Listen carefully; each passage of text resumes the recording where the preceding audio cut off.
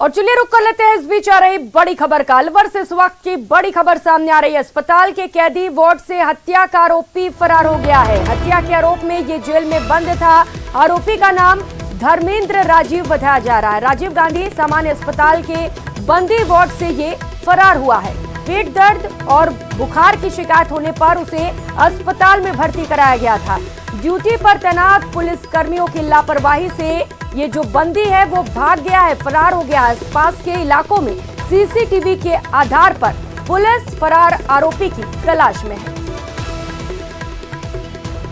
तो पुलिस कर्मियों की भारी लापरवाही सामने आई है। जेल में एक बंदी बंद था जिसे कुछ शिकायतें आई और उसे अस्पताल में भर्ती कराया गया और इसी दौरान मौका पाते ही जो कैदी था वो अस्पताल से फरार हो गया है। तो राजीव गांधी सामान्य अस्पताल में उसका इलाज चल रहा था और इसी दौरान मौके का फायदा उठाते हुए जब पुलिस कर्मियों ने लापरवाही की तो वो अस्पताल से फरार हो गया है। हालांकि अब पुलिस इस पूरे मामले को लेकर एक्टिव है और सीसीटीवी फुटेज खंगाले जा रहे हैं। सीसीटीवी फुटेज के आधार पर फरार आरोपी की तलाश की जा रही है।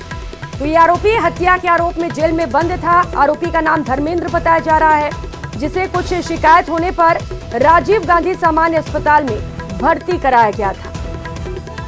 पुलिस की एक और बड़ी लापरवाही सामने आई है। पुलिस उस दौरान ड्यूटी पर तैनात थी, लेकिन कुछ पुलिस कर्मियों की लापरवाही की वजह से जो कैदी अस्पताल में भर्ती था वो अब फरार हो गया है। तो फिलहाल पुलिस जुटी हुई है तलाश में। राजेंद्र सहयोगी हमारे साथ जुड़ चुके हैं। राजेंद्र, एक और बड़ी लापरवाही पुलिस की, क्या कुछ कहना है अभी? कब तक गिरफ्तारी कर लेंगे दोबारा से? जी, अभी तक कब तक गिरफ्तारी कर लेंगे इस तरीके से तो अभी कुछ नहीं कहा जा सकता, लेकिन कोतवाली थाना पुलिस मौके पे पहुंच चुकी है। कोतवाल राजेश शर्मा हैं, उनका कहना है कि वो अभी मौके पे पहुंचे हैं और इसकी जानकारी जुटा रहे हैं कि आरोपी है वो फरार हुआ है। उसके बाद अभी जो टीम है वो टीमें सीसीटीवी फुटेज खंगालने में जुटी हुई हैं। लेकिन राजेंद्र, ये कैदी फरार कैसे हुआ?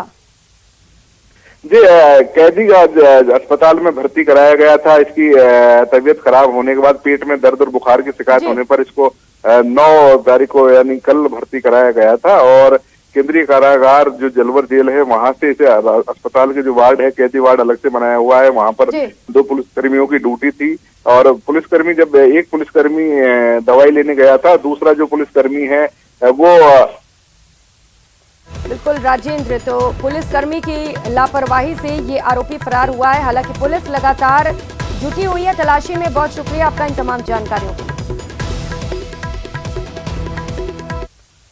और रुक लेते हैं एक और बड़ी खबर का। बाड़मेर से इस वक्त की बड़ी खबर सामने आ रही है। बायतू विधायक हरीश चौधरी का सरकार पर सीधा हमला देखने को मिला। ओबीसी आरक्षण को लेकर खुलेआम सीएम पर निशाना साधा गया है। हरीश चौधरी ने सीएम को ट्वीट कर कहा है कि आप क्या चाहते हो। हरीश चौधरी ने आंदोलन की भी इसे लेकर चेतावनी जारी कर दी है। तो ये ट्वीट आपके टीवी स्क्रीन पर दिखा रहे हैं। ओबीसी आरक्षण को लेकर खुलेआम मुख्यमंत्री अशोक गहलोत पर निशाना साधा गया है। बाड़मेर से आ रही इस वक्त की बड़ी खबर आपको बता रहे हैं। बायतू विधायक हैं हरीश चौधरी, जिन्होंने सरकार की मंशा पर सवाल खड़े किए हैं। सीधा हमला किया है और सवाल पूछा है सीधे मुख्यमंत्री अशोक गहलोत से। ओबीसी आरक्षण को लेकर ये सवाल पूछा गया है और ट्वीट करते हुए उन्होंने लिखा है कि मुख्यमंत्री आखिर क्या चाहते हैं।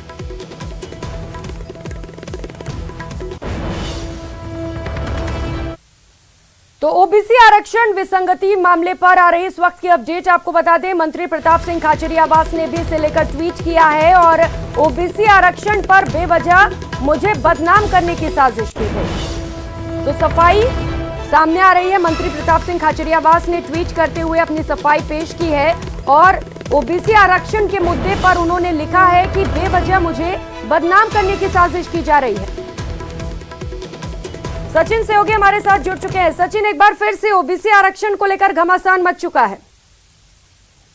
बिल्कुल, देखिए ओबीसी आरक्षण में जो विसंगतियां थी उसका मुद्दा लगातार लंबे समय से चल रहा था। हरीश चौधरी इस जो पूरे ओबीसी आयोग आरक्षण जो विसंगतियां हैं उसका मुद्दा उठा रहे थे, लगातार बात कर रहे थे। उन्होंने अपने ट्वीट में कहा कि उनकी पहले मुख्यमंत्री अशोक गहलोत से बात हो गई थी और ये बात उनको आश्वस्त किया गया था कि वो जो कैबिनेट की बैठक होगी उसके अंदर इस मुद्दे को सुलझा लेंगे, क्योंकि ये जो पूरा मुद्दा था कैबिनेट की बैठक से वसुंधरा राजे सरकार ने भूतपूर्व सैनिकों को जो ओबीसी आरक्षण दिया गया था अपने अपनी कैटेगरीज में दिया गया था। मेन मुद्दा ये है कि जो भूतपूर्व सैनिक है उनको जो आरक्षण है वो जनरल कोटे से दिया जाए, उन्हीं की कैटेगरी में से आरक्षण उनको नहीं दिया जाए। इसकी वजह से जो ओबीसी के जो नए छात्र हैं, अभ्यर्थी हैं, युवा वर्ग है, उनको उनकी नौकरियां नहीं लग पा रही, वो आरक्षण का लाभ नहीं ले पा रहे हैं।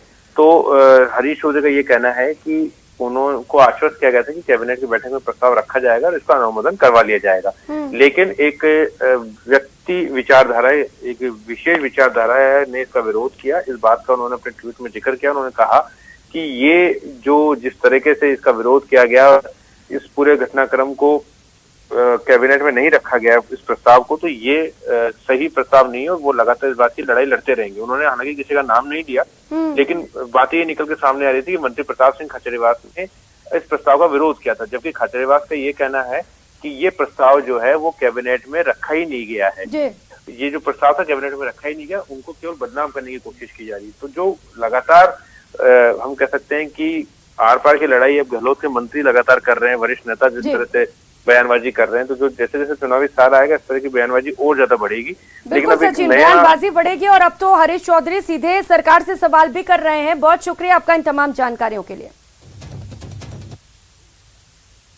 और अब बात राजेंद्र गुढ़ा के एक और बयान की, जिसे लेकर प्रदेश की सियासत गर्म हो गई है। सचिन पायलट समर्थक मंत्री राजेंद्र गुढ़ा ने एक बार फिर गहलोत सरकार पर निशाना साधा है और गुढ़ा ने चुनावों में 10 से भी कम विधायक आने का दावा किया है। गुढ़ा ने यहां तक कह दिया कि सचिन पायलट को सीएम नहीं बनाया तो चुनाव में कांग्रेस के कार में बैठने जितने ही विधायक बचेंगे।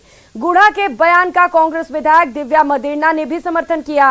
कांग्रेस सरकार के मंत्री और विधायक के इस बयान की सियासी हलकों में खूब चर्चा हो रही है।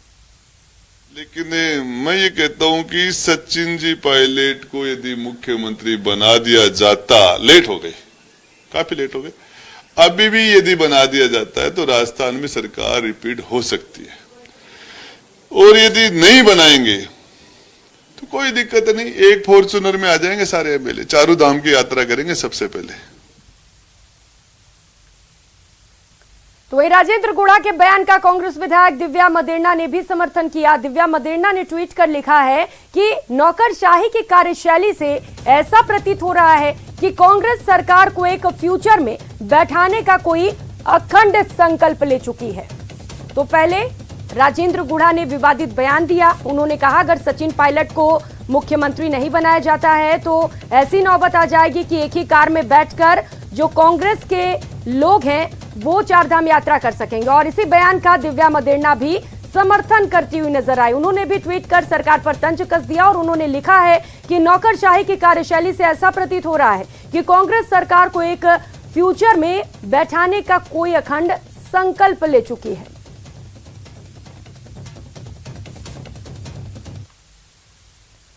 तो वहीं हाईकोर्ट ने जयपुर ग्रेटर नगर निगम मेयर सौम्या गुर्जर को बर्खास्त करने के सरकार के आदेश को रद्द कर दिया है और इसके साथ ही सौम्या गुर्जर एक बार फिर मेयर बनने निकल पड़ी हैं।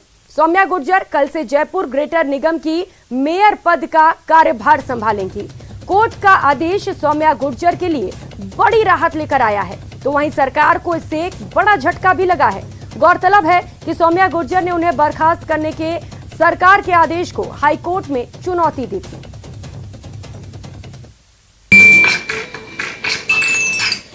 करीबन 1:30 बजे जो याचिकाकर्ता हैं उनके वकील साहब ने राइटिंग में हमें लिख के दिया कि माननीय उच्च न्यायालय ने इस पर रोक लगा दी है और राज्य सरकार को निर्देशित किया है कि पुनः याचिकाकर्ता की सुनवाई की जाए और यथासंभव आदेश पारित किए जाएं नियमानुसार।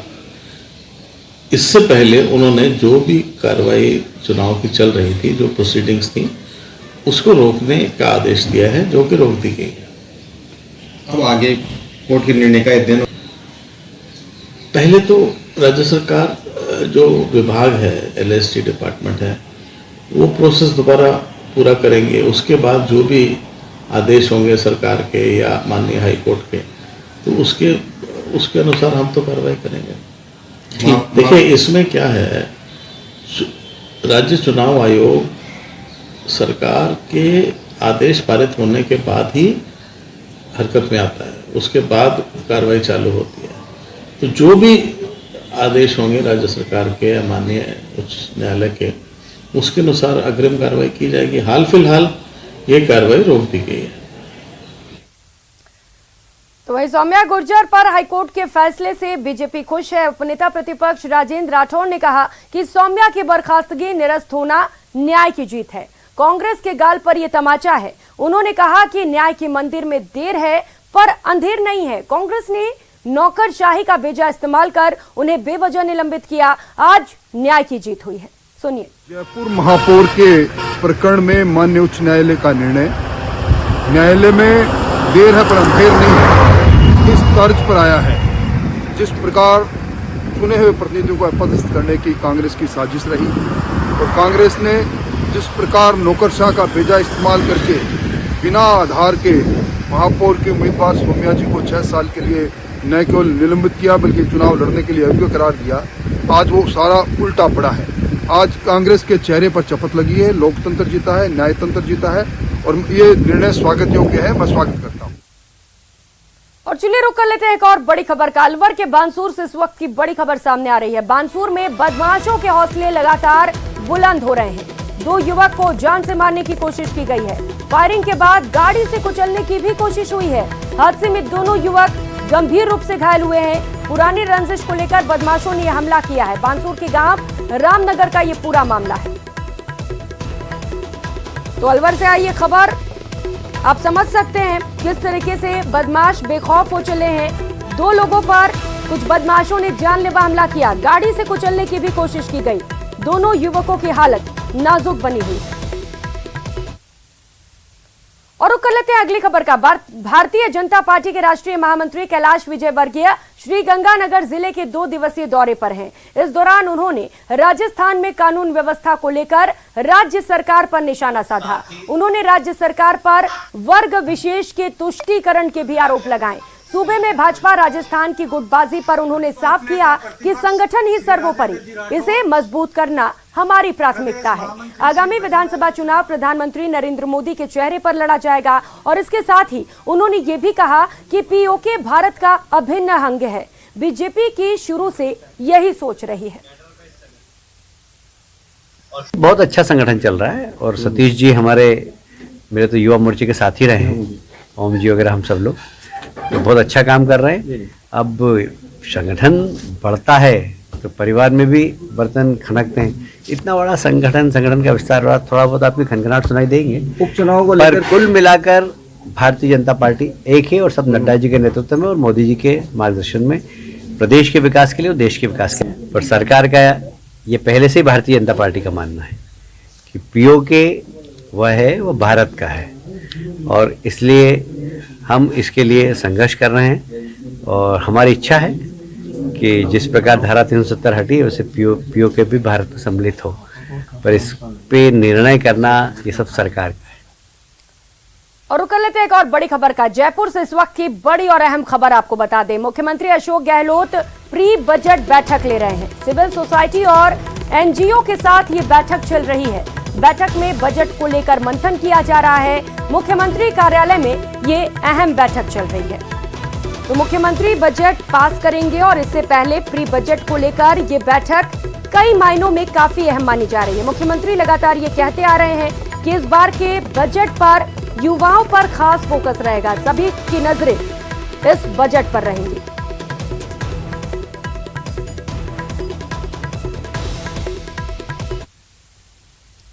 और खबर डूंगरपुर जिले से है, जहां पर बुधवार को कांग्रेस कार्यकर्ताओं ने भाजपा सांसद कनकमल कटारा के खिलाफ प्रदर्शन करने के साथ ही उनका पुतला भी दहन किया। दरअसल प्रदर्शनकारी कृषि महाविद्यालय की भूमि गुमानपुरा में आवंटन होने के बाद भाजपा सांसद कनकमल कटारा की ओर से गुमानपुरा की बजाय फलोज या पुनाली गांव में कृषि महाविद्यालय का भवन निर्माण पैरवी किए जाने पर कांग्रेसी विरोध में उतर आए। डूंगरपुर प्रधान कांता देवी कोटेड और कांग्रेसी नेता केवल राम कोटेड के साथ गुमानपुरा और आसपास के गांव के लोग आज कलेक्ट्रेट पहुंचे और सांसद कनकमल कटारा के खिलाफ प्रदर्शन किया। लोगों ने सांसद के खिलाफ नारेबाजी करते हुए विरोध भी जताया। प्रदर्शन के बाद कांग्रेसियों ने जिला कलेक्टर को सीएम के नाम एक ज्ञापन भी सौंपा। ज्ञापन में सरकार से कृषि महाविद्यालय को आवंटित जगह पर ही खोलने की मांग रखी है। कृषि कॉलेज के बारे में हमारे सांसद कनकमल कटारिया जी द्वारा डूंगरपुर में जो खोला है राज्य सरकार बजट घोषणा में, और आज जो है यहाँ ज़मीन आवंटित हो गई, और ये जो है कनकमल जी कटारा राज्यपाल महोदय को ज्ञापन दे करके ये साबित करना चाह रहे हैं कि यहाँ नहीं खोल करके कोनाली आसपुर में खोला जाए, तो ये कभी संभव नहीं है। यहाँ पर जो है जिला मुख्यालय है, रेलवे स्टेशन है, और यहाँ पर आम हर तरफ से बच्चे आ सकते हैं, और यहाँ पर आवागमन की सुविधा है, हर प्रकार की सुविधा है, यहाँ पर जमीन पूरी उपलब्ध है। और अब बात सस्पेंशन पर संग्राम की। आरएएस कनक जैन के सस्पेंशन का विरोध लगातार जारी है। सिविल लाइंस जोन कर्मचारियों की हड़ताल भी देखने को मिली। तबादले के विरोध में लगातार प्रदर्शन किया जा रहा है। तो प्रदर्शन की तस्वीरें आपके टीवी स्क्रीन पर जयपुर से सामने आ रही हैं, जहां पर लगातार इसे लेकर प्रदर्शन किया जा रहा है और सस्पेंशन पर लगातार संग्राम जारी है। आरएएस कनक जैन के सस्पेंशन को लेकर विरोध किया जा रहा है। सिविल लाइंस जोन कर्मचारी लगातार हड़ताल पर बैठे हुए हैं। तबादले को लेकर विरोध प्रदर्शन किया जा रहा है।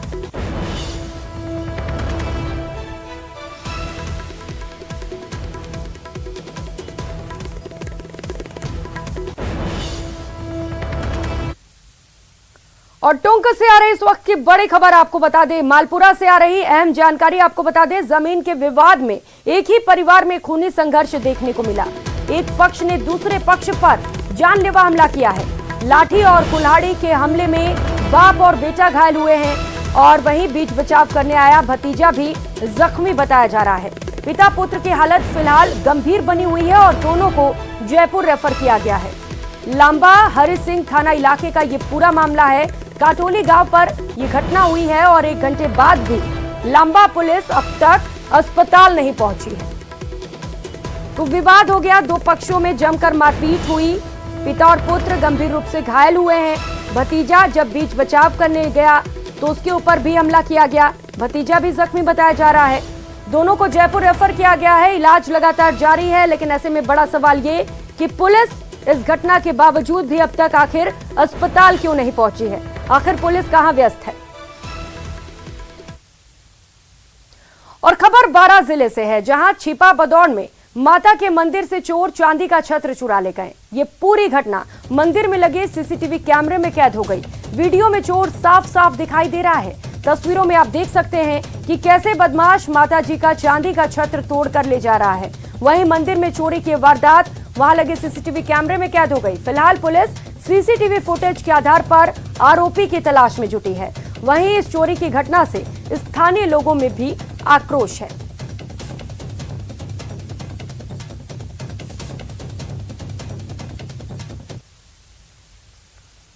उधर टोंक जिले के उनियारा थाना इलाके में स्कूली छात्रों से भरी बस पलटकर खाई में गिर गई।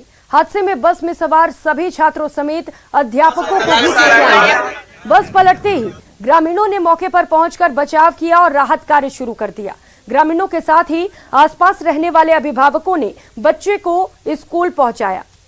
एक गंभीर घायल बच्चे को टोंक सादत अस्पताल पहुंचाया गया है।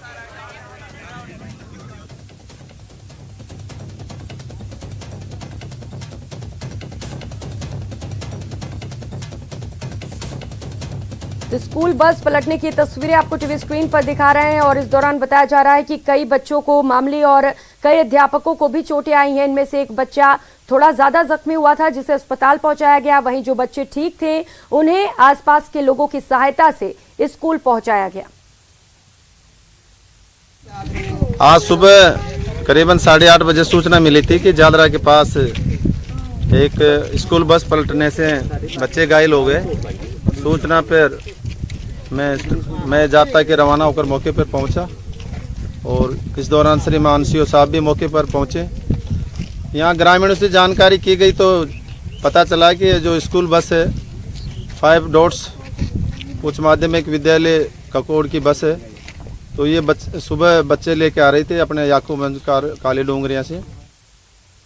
और खबर धौलपुर से है। बाड़ी उपखंड के डांग क्षेत्र में महिला से गैंगरेप का मामला सामने आया। जानकारी के मुताबिक 2 लोग महिला को बहला फुसलाकर जंगल में उठा ले गए, जहां 2 दिनों तक उसके साथ सामूहिक दुष्कर्म किया। बाद में जब महिला घर नहीं पहुंची तो उसके पति ने उसकी तलाश शुरू की। बाद में जब कोई सुराग हाथ नहीं लगा तो सोने का गुर्जा थाने में पीड़ित पति ने शिकायत दर्ज कराई।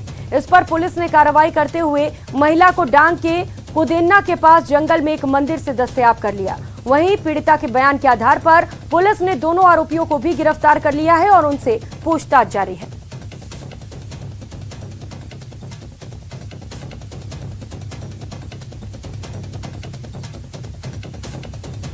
फिलहाल इतना ही। खबरों का सिलसिला जारी है, आप बने रहिए हमारे साथ। नमस्कार।